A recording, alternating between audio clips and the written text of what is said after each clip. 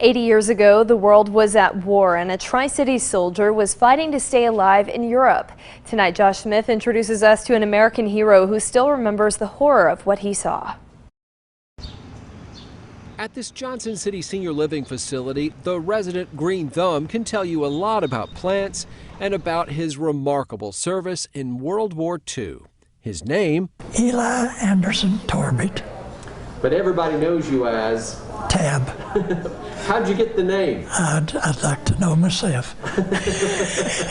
Tab Torbett's family's always been in the greenhouse business, so it's fallen to him to tend some of the garden at the Brookdale Johnson City assisted living community. A remarkable feat, really, because Mr. Torbett is... I'm 100, a little over 100 plus. Born in 1921, drafted into the U.S. Army, the 102nd Infantry Division, part of the legendary Red Ball Express that moved equipment across Europe to the advancing front line. I landed at Le Havre, France. Just days after the Normandy invasion.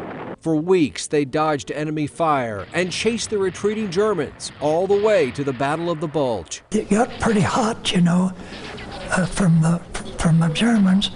We'd have to move and get in another position. And then we'd go from there and just keep doing what we have to do. Keep firing on the enemy. Talk to Tab Torbett and it becomes very clear. Time has not faded the horror of what he saw. Innocent people rounded up and exterminated in buildings with locked doors. You could see them trying to dig out under that door. You could see their heads sticking out under there, and they shot them.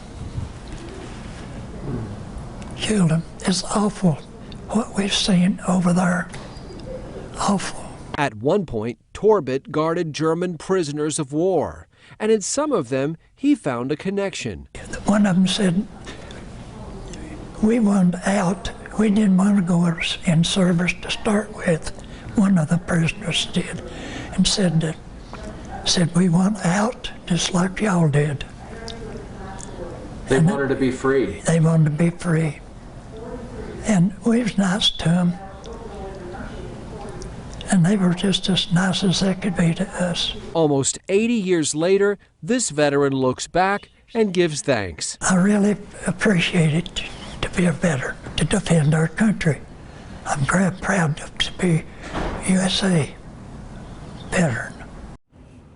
What a remarkable story. The U.S. Department of Veterans Affairs last yesterday estimated that about 240,000 World War II veterans are still living, with about 230 of them dying every day.